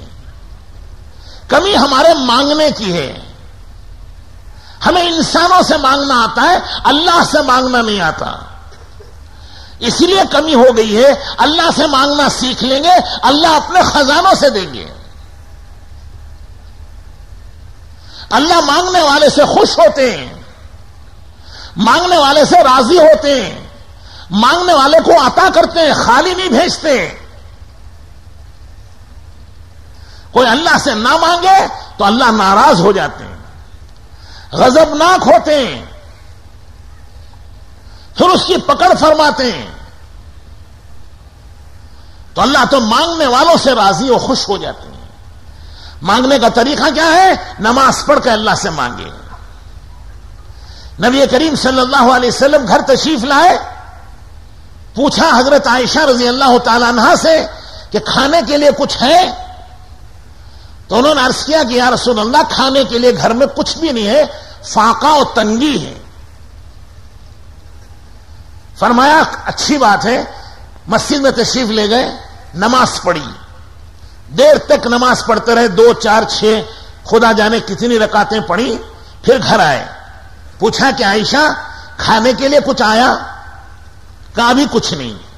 پھر مسجد میں تشریف لے گئے، کہا اپنے رب سے مانگیں گے، اللہ سے مانگ رہے ہیں، اللہ سے گڑ گڑا رہے ہیں، اللہ کے سامنے ہاتھ پھیلا رہے ہیں، اللہ سے مانگا۔ پھر تھوڑی دیر میں گھر آئے، پوچھا عائشہ کچھ کھانے کو آیا؟ کہا بھی کچھ نہیں۔ پھر مسجد میں گئے، پھر نماز پڑھی، پھر آئے، پوچھا کچھ آیا؟ کہا کچھ نہیں۔ یہ اللہ کے گھر کے چکر لگانا ہے، دوسروں کے دروازے پر ہاتھ پھیلانا یہ ذلت ہے، اللہ کے سامنے ہاتھ پھیلانا عزت ہے، دوسروں سے مانگنا سوال ہے، یہ ذلت کی چیز ہے۔ اللہ سے مانگنا دعا ہے، اور دعا تمام عبادتوں کی جان اور اس کا مغز ہے۔ پھر چوتھی مرتبہ گئے، نماز پڑھی، دعا مانگی، اتنے میں حضرت عثمان رضی اللہ تعالیٰ عنہ گھر آئے، پوچھا حضور کہاں ہیں؟ تو حضرت عائشہ رضی اللہ تعالیٰ عنہ نے فرمایا کہ وہ اپنے رب سے روزی مانگنے گئے، سمجھ گئے، رونے لگے کہ رسول اللہ صلی اللہ علیہ وسلم کے گھر میں فاقہ ہو اور ہمارے پاس مال جمع ہو تو یہ مال کس کام کا ہے؟ گھر گئے، آٹا، گھی، سامان لائے، پیسے لائے، حضور کے گھر میں ڈال کے چلے گئے، کچھ کہا بھی نہیں۔ نبی کریم صلی اللہ علیہ وسلم نماز پڑھ رہے ہیں، نماز پڑھتے پڑھتے دیر ہو گئی، پھر گھر تشریف لائے، پوچھا عائشہ اللہ نے کچھ بھیجا؟ کہا ہاں بھیجا ہے، یہ پڑا ہوا ہے، سب مہینوں کا راشن اللہ نے دے دیا۔ لیکن رسول اللہ صلی اللہ علیہ وسلم نے غیر سے نہیں مانگا، غیر سے کہہ دیتے اپنی امت سے تو آپ کے گھر کو، حضور اکرم صلی اللہ علیہ وسلم کے گھر کو صحابہ سونے چاندی سے بھر دیتے، لیکن آپ نے ظاہر نہیں کیا۔ اب بندوں سے کیا لینا؟ ہمارا کہتے ہیں بندے کا دیا بھرا نہیں، اللہ کا دیا سرا نہیں کرنا، سمجھے؟ اللہ جو دیں گے وہ ختم نہیں ہوگا، پوری زندگی میں ملتا رہے گا، قبر میں ملے گا، حشر میں ملے گا، پل صراط پر ملے گا، جنت میں ملے گا، کروڑوں سال ملتا ہی رہے گا۔ بندہ کیا دیتا ہے؟ بندے کا دینا ایسا ہی جیسے تھوک چاٹ لینا، تھوک چاٹنے سے بھوک مٹتی ہے کیا؟ ارے تھوک چاٹو تو بھوک مٹتی ہے؟ تو بندہ ایک بار دے گا، 2 بار دے گا، تیسری بار بھاگ جائے گا، وہ کیا دے گا؟ اللہ سے تعلق پیدا کرو، اللہ سے محبت پیدا کرو، اللہ سے جوڑ پیدا کرو، اللہ سے دعا کے ذریعے لینا سیکھ لو۔ اللہ کی قسم اللہ اتنا دیں گے جتنا حکومتوں کو بھی نہیں دیا ہے۔ نماز یہ اللہ سے لینے کا راستہ ہے، اسی لیے نماز کو عربی میں صلاۃ کہتے ہیں۔ اس کا ترجمہ ہے صلہ بین العبد و ربہ، بندے اور اس کے رب کے درمیان جوڑنے کی چیز ہے۔ بندے کا تعلق اللہ سے ہو جاتا ہے۔ کاغذ کو کاغذ سے جوڑنا ہو گوند لگانا پڑتا ہے، لکڑی کو لکڑی سے جوڑنا ہو تو میخ ٹھوکنی پڑتی ہے، اینٹ سے اینٹ کو جوڑنا ہو تو گارا اور سیمنٹ یا مٹی لگانی پڑتی ہے۔ بندے کا تعلق اللہ سے ہو اس کے لیے نماز ہے۔ بندہ اللہ سے جڑے اس کا ذریعہ نماز ہے۔ یہ نماز پڑھے گا اس کا تعلق اللہ کی ذات عالی سے ہوگا، یہ اللہ سے قریب ہو جائے گا۔ حدیث میں آتا ہے جب بندہ سجدہ کرتا ہے تو اللہ کے گود میں اس کا سر ہوتا ہے۔ الساجد یسجد بین قدمی الرحمن، سجدہ کرنے والا وہ اللہ کی گود میں پہنچ جاتا ہے، اتنا قریب ہو جاتا ہے جتنا بچہ ماں کی گود میں ماں سے قریب ہوتا ہے۔ بچہ ماں کی گود میں پہنچ کر ماں سے قریب ہوتا ہے، اسی طرح بندہ سجدے میں جا کر اللہ سے قریب ہو جاتا ہے۔ میرے دوستو، ہم نے اس کی لذت نہیں چکھی ابھی، ہم نے مانگنا نہیں سیکھا اللہ سے۔ اللہ سے مانگے تو اللہ اسے محروم نہیں کرتے ہیں، اللہ اسے عطا کرتے ہیں۔ اللہ نے خود حکم دیا کہ مانگو، ادعونی استجب لکم، مجھ سے مانگو میں تمہاری دعا کو قبول کروں گا۔ جیسے میں نے پہلے کہا اللہ وعدہ خلافی نہیں کرتے ہیں، ہمیں اللہ کے راستے میں نکل کر اس کی دعوت دینی ہے، ہمیں خود بھی نماز پڑھنی ہے اور دوسروں کو بھی نماز کی دعوت دینی ہے، اور پوری امت کو نماز پر کھڑا کرنا ہے، اور پوری امت کو اللہ سے جوڑنا ہے، اور پوری امت کو اللہ سے مانگنا سکھانا ہے۔ ہم خود بھی سیکھیں اور امت کو بھی سکھائیں، یہ دعوت و تبلیغ ہے۔ اللہ سے لینا امت سیکھ جائے گی، کام بن جائے گا، یہ کسی کے محتاج نہیں رہیں گے، یہ کسی کے دروازے پر جائیں گے نہیں، یہ کسی سے بھیک نہیں مانگیں گے، یہ دنیا میں کسی کے محتاج نہیں ہوں گے، دنیا ان کی محتاج ہوگی، یہ کسی کے محتاج نہیں ہوں گے۔ دنیا ان کے سامنے گھٹنے ٹیکے گی، ان کو کسی کے سامنے جھکنے کی ضرورت نہیں ہوگی۔ دنیا ان کے دروازے پر آئے گی، ان کو کسی کے دروازے پر جانے کی ضرورت نہیں پڑے گی۔ سمجھ رہے بھائی؟ ایک محنت ہے، زبردست محنت ہے، محنت کے میدان قائم کیے جائیں، مجاہدے کیے جائیں، قربانیاں دی جائیں، اللہ سے تعلق پیدا ہو جائے گا۔ پھر دیکھو حکومتیں جھکیں گی، تاجر جھکیں گے، لکھپتی جھکیں گے۔ بارش بند ہے، حکومت کچھ نہیں کر سکتی، تاجر کچھ نہیں کر سکتے، ملازم کچھ نہیں کر سکتے۔ ہاں ایک مرد مومن کی دعا پر بارش ہو سکتی ہے۔ کئی زلزلہ آ گیا، کوئی کچھ نہیں کر سکتا، حکومت کچھ نہیں کر سکتی، تاجر کچھ نہیں کر سکتے، کروڑ پتی کچھ نہیں کر سکتے۔ ہاں ایک مومن کی دعا پر اللہ پاک ان کی حفاظت کر سکتے ہیں۔ بیماریاں عام ہو گئی، دنیا کچھ نہیں کر سکتی، ڈاکٹر دوائیاں دیں گے، صحت نہیں دے سکتے۔ ہاں ایک مرد مومن کی دعا پر صحت مل سکتی ہے۔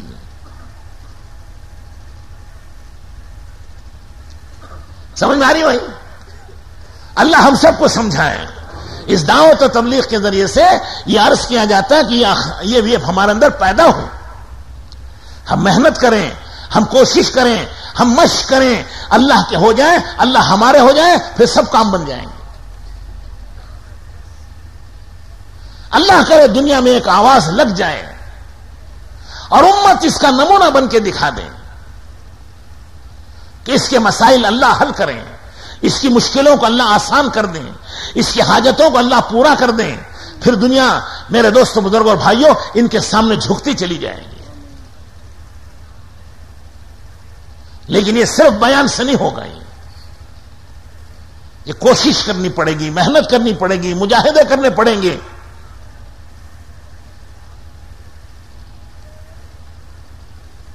پھر اللہ جل شانہ محروم بھی نہیں کریں گے، عطا فرمائیں گے. اللہ کے راستے میں پھرتے رہیں گے، حاجتیں پیش آئیں گی، اللہ سے مانگیں گے. جماعتیں اللہ کے راستے میں نکلتی تھی صحابہ کی، جو حاجت پیش آتی وہ اللہ سے مانگتے تھے اور اللہ اس کو پورا کر دیتے تھے. ہے ہی نہیں کچھ وہاں سوائے اللہ کے، اور کون ہے؟ ایک جماعت گئی 300 آدمی کی غزوہ سیف البحر میں، توشہ ختم ہو گیا. امیر صاحب نے سب کا توشہ جمع کیا. اس زمانے میں توشہ کھجور ہوتے تھے صرف، تو روزانہ ایک ایک کھجور تقسیم ہوتی تھی 24 گھنٹے میں. 24 گھنٹے میں کتنے کھانے؟ اور ہمارے یہاں کتنے کھانے ہوتے ہیں؟ فجر سے پہلے ہی چائے بسکٹ، پھر اس کے بعد اڈلی وڑا، پھر ناشتہ، پھر کھانا، پھر عصر کی چائے، پھر بسکٹ، پھر شام کا کھانا، پھر رات کو دودھ یا شربت تو جوس. 17 کھانے کھاتے ہیں. اور وہاں ایک کھجور، 24 گھنٹے میں ایک کھجور. کسی نے پوچھا چچا جان ایک کھجور سے کیا بھلا ہوتا تھا، کیسے پیٹ بھرتا تھا، کیسے کام چلتا تھا؟ کہا صاحبزادے جب وہ کھجور بھی ختم ہو گئی تب اس کی قدردانی ہوتی تھی. پھر تو اب کچھ بھی نہیں تھا. وہ گھٹلی چوستے تھے بچوں کی طرح اور دل کو تسلی دیتے کہ ہم نے کچھ کھایا. اللہ کی قسم کھانے کے لیے کچھ نہیں تھا. نمازیں پڑھتے رہے، اللہ سے مانگتے رہے تو اللہ جل شانہ نے سمندر سے ایک مچھلی پھینکی. کیا پھینکا؟ اور وہ اتنی بڑی تھی کہ 300 آدمیوں نے 18 دن کھائی. اس کا ایک کانٹا کھڑا کیا زمین پر تو اتنا اونچا تھا کہ ایک سب سے اونچے اونٹ پر اونچا آدمی کھڑا ہو کے اس کے نیچے سے گزر گیا. اس کی آنکھ میں تیل ہوتا ہے، اس کو تیل نکالنے آنکھ میں کس میں؟ ارے سونے والوں کو پوچھو، جھٹکے مارنے دیکھو. ابھی آنکھ میں تیل نکالنے کے لیے سیڑھی لگا کر 12 آدمی اترے. ایک آنکھ میں. تمہاری آنکھ میں کتنے اترتے ہیں؟ ایک حدیث میں 13 آدمی اترے. 12 یا 13 آدمی سیڑھی لگا کر ایک آنکھ میں اتر کے بالٹیوں سے تیل نکالا اس کا. اتنی بڑی مچھلی تھی وہ. مدینہ منورہ گئے تو ان کے توشوں میں گوشت باقی تھا مدینے میں مچھلی کا. حضور اکرم صلی اللہ علیہ وسلم کو جماعت کی کارگزاری سنائی تو حضور نے فرمایا کہ اللہ کا رزق ہے جو اللہ نے تمہیں پہنچایا ہے. لاؤ برکت والی روزی کسی کے پاس ہو تو میں بھی کھاؤں. ایک صحابی نے پیش کیا کہ یا رسول اللہ یہ ہے، تو آپ نے بھی اس کو کھایا. یہ کہاں سے آیا آپ؟ یہ اللہ کے خزانوں سے ہے. روزی دینے کے لیے خدا دکان کے محتاج نہیں، کھیت کے محتاج نہیں، اپنی قدرت سے دیں گے. محمود غزنوی بادشاہ تھے، ہندوستان میں بھی گزرے. ان کے قحط ہو گیا، کھانا نہیں، پانی نہیں، غلہ نہیں، اناج نہیں، سفر.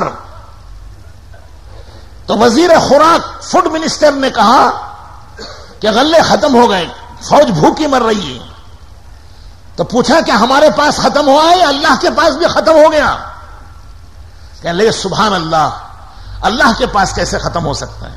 کہا آج فوج کو حکم دو کہ پوری رات نماز پڑھے اور اللہ سے مانگے.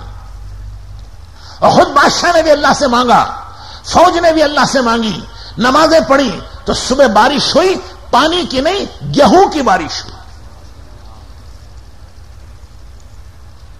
جو خدا پانی کے قطرے برسا سکتا ہے وہ گیہوں کے دانے بھی برسا سکتا ہے. اس کے خزانے میں کوئی کمی نہیں ہے. دینے والا وہی ایک رب ہے. مانگنے والوں کا فرق ہے کہ ہمارے دل بدل گئے. اس کا قانون نہیں بدلا، آج بھی وہ دینے تیار ہے. قرآن نہیں بدلا، آج بھی وہی قرآن ہے. نماز نہیں بدلی، آج بھی وہی نماز ہے. اللہ نہیں بدلے، آج بھی وہی ہیں. ان کی قدرت نہیں بدلی، آج بھی وہی ہے. الان کما کان، جیسے پہلے تھی آج بھی وہ قدرت ہے. ہم بدل گئے, ہمارے دل بدل گئے, ہماری نیتیں بدل گئی, ہمارے عمل بدل گئے, ہمارے اخلاق بدل گئے, جس کی وجہ سے لے نہیں رہے. ورنہ میرے دوستوں, بزرگوں اور بھائیوں, اللہ سے لینا شروع کر دیں گے, اللہ بہت دیں گے, بہت دیں گے, بہت دیں گے. اس کے لیے جماعتوں میں نکالا جاتا ہے کہ ہمارا تعلق اللہ سے ہو جائے. اور پھر اس کے علاوہ جماعتوں میں نکلنا اس کے لیے بھی ہے کہ ایک ہماری ذمہ داری ہے. جیسے میری جان بچانا میرے ذمہ فرض ہے, کہ وہ فرض ہے نہیں ہے, اسی طرح ایمان بچانا بھی فرض ہے, دین بچانا بھی فرض ہے. بیوی بچوں کی حفاظت فرض ہے نہیں ہے؟ ارے ہے کہ نہیں؟ جیسے بیوی بچوں کو بچانا فرض ہے, اسی طرح دین کی حفاظت کرنا بھی فرض ہے. اب کوئی نبی نہیں آئیں گے, نبیوں والا کام اللہ نے اس امت کو دیا ہے. آج ہر مسلمان ذمہ دار ہے پورے دین کا کہ پوری دنیا میں دین پھیلائے.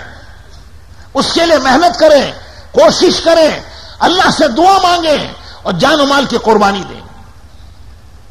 حضور اکرم صلی اللہ علیہ وسلم نے ہر مسلمان کو دین کا داعی بنایا تھا. سب سے پہلے حضرت ابو بکر صدیق رضی اللہ تعالیٰ عنہ اسلام قبول کریں تو پہلے ہی دن حضور نے ان کو دعوت و تبلیغ کا کام سکھایا. پہلے ہی دن وہ اپنے دوستوں میں گئے اور دعوت و تبلیغ کی, اور 5 آدمی کو لے کر حضور کی خدمت میں حاضر ہوئے. عرض کیا کہ یا رسول اللہ, یہ میری آج کی کمائی ہے. ابھی نماز نہیں پڑھی, روزہ نہیں رکھا, قرآن نہیں پڑھا, ذکر نہیں کیا, پہلے ہی دن تبلیغ کی, 5 کو اسلام میں لے آئے. دوسرے دن پھر گئے, پھر محنت کی. حضرت خدیجہ الکبریٰ بڑی مالدار خاتون تھی, اسلام قبول کیا, سارا مال اللہ کے دین کی حیات کے لیے خرچ کیا.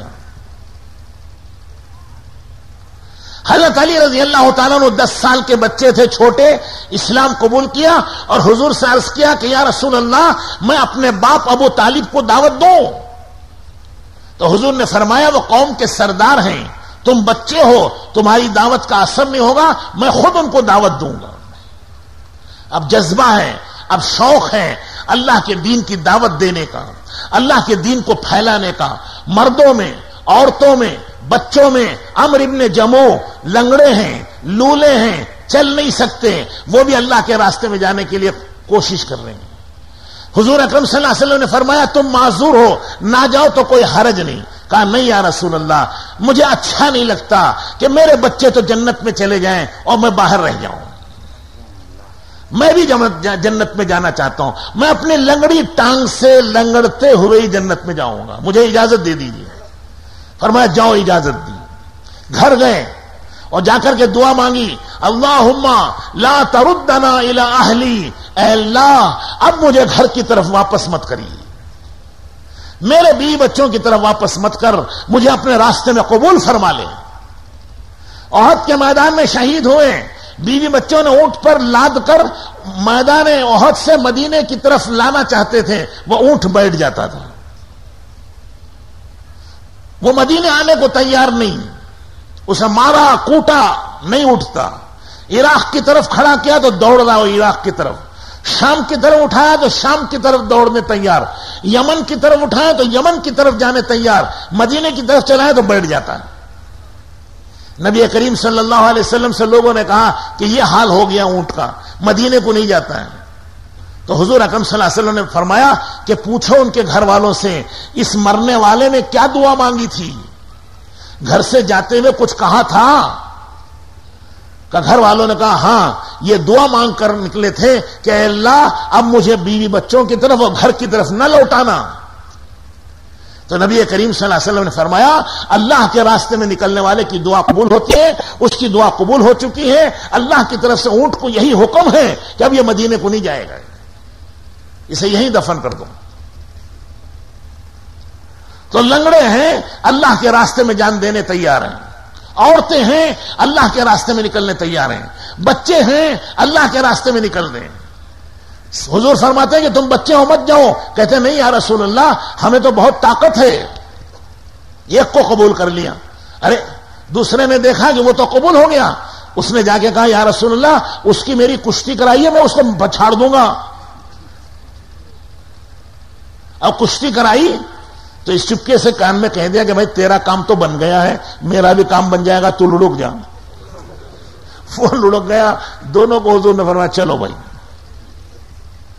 وہ جانتے ہیں وہ لڈو نہیں ملیں گے, وہاں جانے دینی پڑیں گی, لیکن ایک شوق, ایک تمنا, ایک عزت ہے, وہ ایک شرافت کی چیز ہے.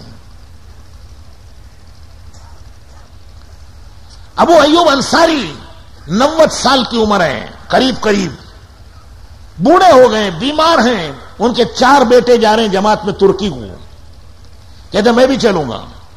کہا تم معذور ہو, بوڑھے ہو, کمزور ہو, نہ جاؤ, کوئی حرج نہیں, قرآن تمہیں معذور قرار دیتا ہے, قرآن خود روکتا ہے, تم مت جاؤ. انہوں نے کہا تمہارا قرآن تمہیں روکتا ہے, لیکن مجھے وہی قرآن حکم دیتا ہے کہ نکلو.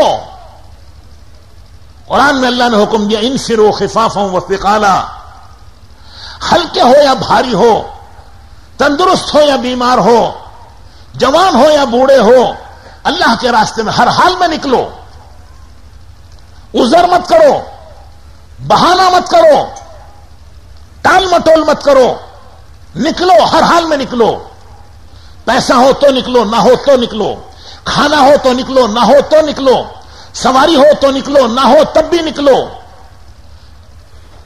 زندگی کے آثار ہیں تو نکلو, موت کے آثار ہیں تب بھی نکلو. نکلے. راستے میں جو خطرہ تھا وہ پیش آیا, نزا کی حالت تو سکرات کی حالت شروع ہو گئی. امیر صاحب کو بلا کے کہا میں مر جاؤں تو میری لاش اونٹ پر رکھ کر چلانا, دشمن کے قلعے کے دیوار کے نیچے مجھے دفن کرنا. مر گئے, نہلا دھلا کر کفن پہنا کے لاش اونٹ پر رکھ کے چلا دی. امیر صاحب نے پوچھا تھا کہ مرنے کے بعد چلانے کا کیا مطلب, کیا ضرورت ہے؟ کہا نہیں, اللہ نے وہ یہ حکم دیا ہے کہ ہلکے ہو یا بھاری ہو, تنگ دست ہو یا فراخ دست ہو, بیمار ہو یا صحت مند ہو, جوان ہو یا بوڑھے ہو, نکلو. بس زندگی میں نکلو. یہ ایک حالت رہ جاتی ہے موت کی. میں یہ اللہ سے کہنا چاہتا ہوں کہ اللہ ہر حال میں نکلا, یہاں تک کہ زندہ بھی نکلا اور مردہ بھی نکلا. میری لاش بھی تیرے راستے میں چلی. دیکھا کیا جذبہ ہے, بلڈنگیں بنانے کا, کارخانے بنانے کا, دکانیں لگانے کا, باغات سنوارنے کا نہیں. یہ جذبات تو بے ایمانی کے جذبات ہیں. ایمان کا جذبہ یہ ہے کہ اللہ کے راستے میں دور کہیں نکل جائیں اور وہاں جا کر زمین کا پیوند بن جائیں, ہمیں کوئی پہچاننے والا بھی نہ ہو. ایک صحابی نے دعا مانگی کہ مجھے کل شہید کر دیا جائے, میرے بدن کے ٹکڑے کر دیے جائیں اور ان بدن کے ٹکڑوں کو جنگل کے درندے اور کتے کھا جائیں اور پرندے کھا جائیں, اور قیامت کے دن مجھے جب اٹھایا جائے اللہ تعالیٰ سب کو جمع کریں گے تو میں جنگل کے درندوں کے پیٹوں سے نکل کے آؤں اور پرندوں کے پوٹوں سے نکل کے آؤں. اللہ پوچھے کہ عبداللہ تو نے یہ سب کچھ کیوں کیا؟ تو کہوں کہ اے اللہ تیرے دین کو زندہ کرنے کے لیے کیا ہے, کہ میرے لاش کے ٹکڑے سینکڑوں جانوروں نے کھا لیے. یہ قربانی میں نے اس لیے دی تاکہ تیرا دین زندہ ہو جائے. تو ابو ایوب انصاری رضی اللہ تعالیٰ عنہ کیا انتقال ہو گیا, اونٹ پر باندھ کے لے کے چلے گئے, دشمن کے قلعے کی دیوار کے نیچے دفن کر دیا. دوسرے دن دشمن کے سردار نے پوچھا کہ تم نے رات کو ہماری دیوار کے نیچے کیا کیا ہے؟ انہوں نے کہا کہ ہمارے ایک بزرگ, ہمارے ایک نیک صحابی تھے حضور کے ساتھی, ان کا انتقال ہوا, ان کی وصیت تھی یہاں دفن کرنے کی, ہم نے دفن کیا ہے اور کچھ نہیں. تو مسلمانوں کے سردار نے پوچھا کہ تم کیوں پوچھ رہے ہو؟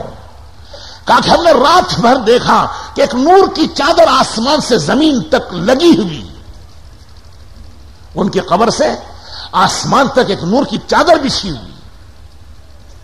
جب مرنے پر اتنا نور نصیب ہوتا ہوگا تو زندگی میں کتنا نور ہوگا وہ. یہ کہہ کر وہ امیر اسلام میں داخل ہو گیا. بے شمار لوگوں نے ایمان قبول کیا. تو ایک مسلمان کی زندگی جیے تو اسلام پھیلتا ہے, مرے تو اسلام پھیلتا ہے. اس کا جینا بھی اسلام کے لیے, اس کا مرنا بھی اسلام کے لیے. ہم دنیا کے لالچی کتے نہیں ہیں کہ دو ہڈیوں چھچڑوں پر زندگی دے دیں. ہم ایمان والے ہیں, ہم رسول اللہ صلی اللہ علیہ وسلم کے نائب ہیں, ہم اللہ کے خلیفہ ہیں, ہم اللہ کے دین کو زندہ کرنے کے لیے پیدا ہوئے ہیں. دنیا میں جب تک جیئیں گے انسانوں کو جہنم سے نکال کے جنت میں لے جائیں گے. جب مریں گے تو ہماری موت بھی ذریعہ بنے گی ایمان کے پھیلنے کا, موت ذریعہ بنے گی انسانوں کو جنت میں لے جانے کا اور خدا سے ملانے کا. اللہ ہم سب کو ایسی مبارک زندگی نصیب فرما. تو اس کے لیے دوستو, بزرگوں اور بھائیوں, ہمت کرو, ارادے کرو اور نیت رکھو کہ انشاءاللہ جب تک جیئیں گے دعوت و تبلیغ کا کام کریں گے. جو وہ سب کریں گے, اللہ سب کو قبول فرمائے. انشاءاللہ تم میں سے ایک ایک ہدایت کا چراغ بنے گا اور نور کی مینار بنے گا, اور اللہ جل شانو قوموں اور علاقوں کی ہدایت کے لیے قبول فرمائیں گے. لیکن اس کے لیے جیسے میں نے عرض کیا, ذرا محنت کرنی پڑتی ہے, مجاہدہ کرنا پڑتا ہے, کچھ مشقت اٹھانی پڑتی ہے. انشاءاللہ یہ چند دن, پھر انشاءاللہ کروڑوں سال کی زندگی آرام سے گزر جائے گی. نبیوں کے ساتھ گزرے گی, صحابہ کے ساتھ گزرے گی, انصار و مہاجرین کے ساتھ گزرے گی, اولیاء اللہ و قطب و ابدال کے ساتھ گزرے گی. ہماری عورتیں ان کی عورتوں کے ساتھ, ہمارے بچے ان کے بچوں کے ساتھ, ہمارا حشر ان کے ساتھ. مبارک زندگی ہے, پاکیزہ زندگی ہے. اس کے لیے دوستو, بزرگ اور بھائیوں, ہمت کر کے 4 مہینوں کے لیے نغد دین کی محنت کے لیے کون تیار ہیں؟ کھڑے ہو کے اپنا اپنا نام لکھاؤ. اللہ تمہاری جان و مال میں برکت نصیب فرمائے.